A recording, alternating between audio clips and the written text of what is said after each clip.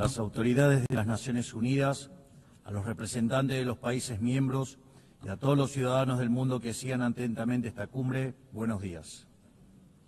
El año pasado me paré ante ustedes en esta misma asamblea y presenté una nueva orientación en política exterior para la Argentina. Sostuvimos que era imperativo un retorno a las ideas de la libertad, a los principios inmortales que sostienen la dignidad de la vida, la libertad y la propiedad de todos los individuos bajo la ley, y la necesidad de que la cooperación internacional tenga como fin precisamente asegurarlas. Sin embargo, advertí que la ONU se había alejado de su norte en las últimas décadas. El exitoso modelo de Naciones Unidas que hablaba de la necesidad de paz sin victoria y que se fundaba en la cooperación de los Estados-nación, se vio reemplazado por un modelo de gobierno supranacional de burócratas internacionales que buscan imponerle a los ciudadanos del mundo un modo de vivir determinado. Así es como pasamos de una organización que pretendía mediar la paz entre pares a una organización que pretende decidir no solo qué debe hacer cada Estado-nación, sino también cada uno de los individuos en las distintas latitudes del planeta. Nosotros creemos en el fin original de este organismo. Creemos que existen problemas globales que requieren del diálogo y la cooperación internacional para ser resueltos. Pero para eso debemos rechazar estas extralimitaciones que a menudo acompañan a las agendas nobles. Como sostuvimos el año pasado, no acompañaremos nunca el cercenamiento de libertades individuales, comerciales, ni la violación de los derechos naturales de los ciudadanos de los Estados miembros. Y durante el último año y medio hemos votado en consecuencia.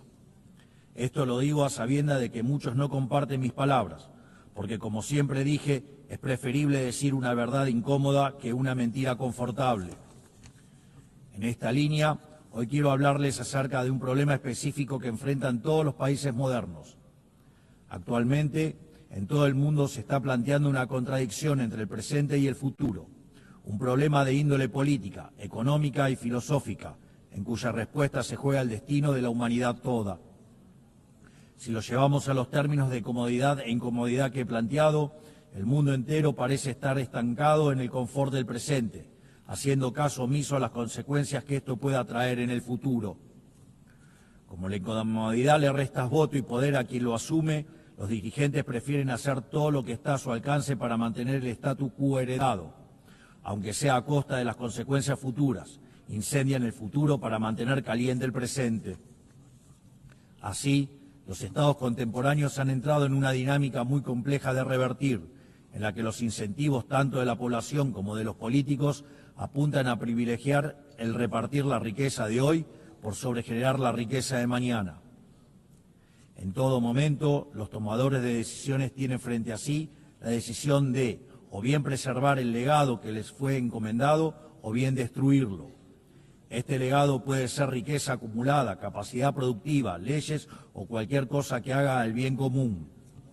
Por lo general, si incineran su legado, si optan por la comodidad, tendrán grandes beneficios presentes, pero sufriendo costos futuros aún mayores.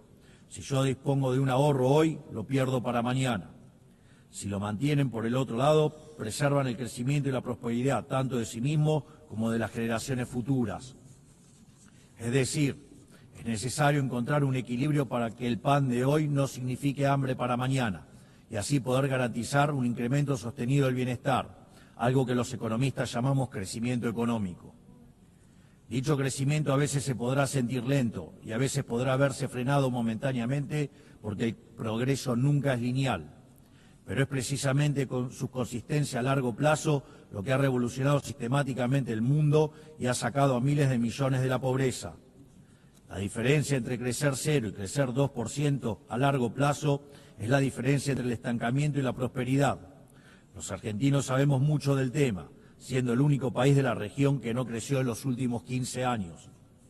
En el plano legal, la condición del crecimiento es la sacralidad de la propiedad y del libre mercado, que no es otra cosa que la libre cooperación entre pares, porque sin derecho de propiedad no hay ahorro, sin ahorro ni capacidad de intercambiarlo libremente no hay inversión, y sin inversión no hay crecimiento posible. Pero no está en el interés individual del político respetar estos principios. porque es precisamente en el agrandamiento del Estado a costa de las libertades de ciudadanos donde el político gana poder. Es así que para el político siempre será redituable sacrificar el futuro en el altar del presente, porque consumir el capital acumulado genera bienestar momentáneo y ese bienestar momentáneo genera votos. Pero a cambio está sacrificando un futuro de mayor crecimiento, haciendo que la riqueza acumulada sea cada vez menor en el tiempo. La mayor manifestación de ello es aquellos países que muestran una orgía de aumento del gasto público, ya que el Estado no crea riqueza, sino que la roba, sino que la destruye. En este esquema, el político gana poder por vía doble, se legitima democráticamente y obtiene más recursos para gastar. Es decir, el político tiene un doble incentivo para fomentar esta traición intergeneracional, porque aunque en el futuro todos pierden, en el presente él más que nadie gana. Y en este sentido, si un hombre grande es aquel que siembra árboles cuya sombra sabe que nunca disfrutará, aquel que tala los árboles que otros sembraron para así construir su silla de poder, es un hombre miserable, en definitiva, es un hombre despreciable. Este es el gran mal y la gran trampa a la que casi todas las naciones están de a poco sucumbiendo, porque cuando este proceso se lleva adelante, el crecimiento se estanca, y cuando el crecimiento se estanca, la demanda de redistribución se recrudece. Entonces el político populista grita con más fuerza, apelando a la envidia y al resentimiento. El final de este proceso es ver jóvenes desamparados, sofocados por el peso de un Estado que saben que solo está allí para explotarlos. Lamentablemente, las medidas de expansión fiscal, la expansión monetaria y la expansión del poder estatal por sobre el de los individuos conforman un patrón que se está repitiendo en todos los países, sobre todo en aquellos que componen el mundo libre. Pero el problema no es solo de política económica. Lo vemos también cuando se viola la igualdad ante la ley o se abren las puertas de forma indiscriminada a la inmigración por razones políticas. Contrariamente a lo que es la inmigración, en este caso se trataría de invasión. Y los organismos de cooperación internacional, de los cuales esta organización forma parte, tampoco son ajenos a este problema. Con el correr de los años, esta organización ha ido adquiriendo funciones ajenas a su espíritu fundacional. Ha ido creando capa sobre capa de organismos, agencias y programas hasta alcanzar una hipertrofia de administraciones que son poco efectivas a la hora de resolver los problemas para los cuales fueron creadas. Así, se engrosan las responsabilidades de la ONU, se engrosan los aportes recibidos por parte de las naciones miembros y se redujeron los resultados palpables que esta organización tenía para ofrecerle al mundo. A este cóctel de incentivos cruzados se le suma que, a diferencia de los primeros mandatarios nacionales, las organizaciones internacionales nadie rinde verdaderamente cuentas por fallar en la resolución de un problema. Esta contradicción entre grandes objetivos y resultados magros ha generado una erosión del prestigio de esta casa y de otras. Sin ir más lejos, los malos resultados de la Agenda 2030 dan testimonio de esto que describo. Lo que persiste en la práctica es un ciclo de estructuras que se reciclan, recursos que se multiplican y metas que se reprograman. Por esta razón, la Argentina decidió en su momento apartarse de este proceso, porque veíamos en esta agenda un malgasto de recursos escasos, con fines que no compartíamos y con el efecto de distraer la atención de las dificultades reales de un mundo encaminado al estancamiento. Es mi deber advertir contra este mal porque en Argentina lo vivimos hasta su consecuencia natural. Llegamos al fin del cómodo camino al que conduce desentenderse el futuro, o sea que venimos de un futuro que para ustedes aún no ha terminado de llegar. Y quiero decirles que están a tiempo de evitarlo, porque ninguna sociedad puede sobrevivir si incendia el futuro para calentar el presente. En mi país hemos aprendido por las malas una lección muy valiosa. Durante décadas se hipotecaron flujos futuros en función de repartir stock en el presente. En 2023 llegamos finalmente al largo plazo de 100 años consecutivos de hacer las cosas mal, de pasar la cuenta de mano en mano hasta que no quedó quien la pague. Y todo eso, sumado a lo que les conté previamente, terminó quebrando a nuestro Estado. Producto de esa implosión, durante el último año y medio tuvimos la gigante tarea de administrar la escasez extrema. Y hoy estamos por primera vez en décadas haciendo lo que hay que hacer para que el futuro sea mejor. para lo cual la única fórmula es hacer lo contrario a lo que se hizo en el pasado. A esto se le contrapone el resto de la política, que nos demanda hacer lo mismo que hacían ellos y que también nos arrastró hacia la decadencia, hipotecar el futuro para satisfacer demandas presentes. Ellos quieren que apliquemos lo que hicieron 1000 veces y nos trajo hasta aquí. Pero quiero dejarles en claro que Argentina hoy tiene un gobierno que decidió emprender el camino correcto, aunque sea el más difícil, porque la prosperidad y el progreso de nuestro pueblo no puede postergarse más. No somos, sin embargo, los únicos que estamos tomando las decisiones difíciles que este momento histórico demanda. El presidente Trump en Estados Unidos también entiende que es el momento de revertir una dinámica que estaba llevando a Estados Unidos a una catástrofe. Y sabemos que una catástrofe en Estados Unidos es una catástrofe global. Su férrea y exitosa política en términos de ponerle un freno a la inmigración ilegal lo deja más que claro. Entiende que debe hacer lo necesario, aunque a muchos no les guste, antes de que sea demasiado tarde.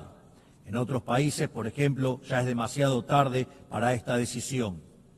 No solo eso, sino que también está llevando adelante una reestructuración sin precedentes de los términos del comercio internacional, una tarea de magnitudes titánicas que hacen al corazón del sistema económico global, porque este sistema estaba depredando el corazón industrial de su país y sumiéndolo en una crisis de deuda sin parangón. Más aún, está llevando adelante una limpieza de la captura institucional del Estado americano, porque en el mismo se habían infiltrado facciones de izquierda que atentaban contra cualquier programa de reforma, por más necesario que fuera. Este tipo de desafíos que tanto el presidente Trump como yo estamos abordando tienen un denominador común que todos los países del mundo e incluso las organizaciones supranacionales deben enfrentar. Deben encontrar la manera de recuperar un interés por el futuro y no sucumbir a la tentación de solo atender el presente. Esto es algo que las grandes naciones de Occidente durante mucho tiempo practicaron y necesitamos recuperar. Hace falta volver a las bases. Debemos recuperar una noción de lo prioritario, acompañado por recuperar una noción de hacer lo difícil y correcto por sobre lo fácil y cómodo.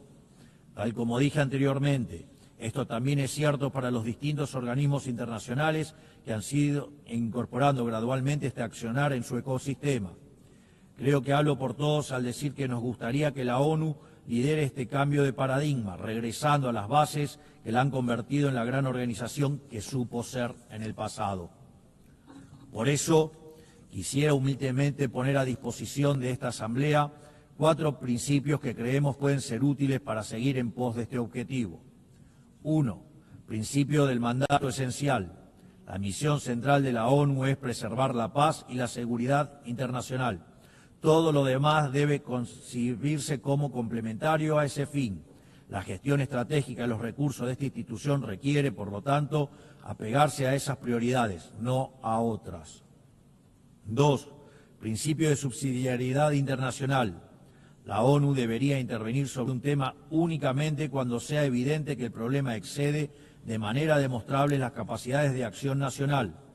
En todos los demás casos corresponde devolver la iniciativa a los Estados, que son quienes poseen legitimidad democrática y responden ante sus pueblos. 3. Principio de eficiencia institucional. Así como la Argentina ha iniciado un proceso de optimización del Estado, eliminando estructuras redundantes y devolviendo recursos a los contribuyentes, entendemos que la ONU necesita un camino similar. Ello implica la realización de auditorías confiables, el cierre de programas ineficaces, la consolidación de agencias únicas y un financiamiento condicionado a resultados verificables. 4. Principio de simplificación y racionalización normativa. La paz no es solo ausencia de conflicto, requiere sociedades prósperas. La cooperación internacional no debe transformarse en un obstáculo para el crecimiento económico y la generación de oportunidades. Por ello, solo debemos apoyar iniciativas que no restrinjan la capacidad de los Estados de liberar sus fuerzas productivas, atraer inversión y fomentar el comercio, que son el camino más exitoso para reducir la pobreza. Creemos que estos 4 principios serían grandes valores para reencauzar esta organización, para que así pueda perdurar y traer resultados palpables en el tiempo. Para finalizar, quiero recordar 4 cuestiones sensibles y de vital importancia para la República Argentina. En primer lugar, quiero reiterar nuestro reclamo legítimo e irrenunciable sobre la soberanía de las Islas Malvinas, Georgias del Sur, Sandwich del Sur y los espacios marítimos circundantes que permanecen ocupados ilegalmente. A pesar de los 80 años que pasaron desde la creación de esta organización, situaciones coloniales como esta siguen sin ser resueltas. Por lo que invitamos al Reino Unido a reanudar las negociaciones bilaterales, de conformidad con la resolución 2065 de esta misma Asamblea General, junto con todas las resoluciones posteriores que la acompañan. En segundo lugar, quiero manifestar nuevamente mi repudio a las expresiones de violencia fundamentalista que aún existen y se propagan por el mundo. En Argentina ya sufrimos este horror con los ataques de la Embajada de Israel y la AMIA en los años 1992 y 1994 respectivamente. Por eso instamos a la comunidad internacional a fortalecer la cooperación jurídica para garantizar que las circulares rojas de Interpol sean respetadas y que los responsables de dichas atrocidades puedan comparecer ante la justicia, ayudándonos a terminar de cicatrizar esta dolorosa herida en la historia de nuestro país. Tercero, estamos asistiendo a una escalada inadmisible en la violencia política por parte de la izquierda a nivel global, violencia que en Argentina conocemos muy bien. Es inadmisible recurrir a la fuerza allí donde las razones fallan.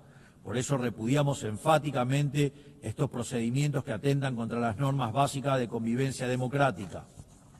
Cuarto, la situación del ciudadano argentino Nahuel Gallo, secuestrado y detenido de manera arbitraria en Venezuela sin imputación, sin asistencia legal ni consular. En palabras simples, una desaparición forzosa.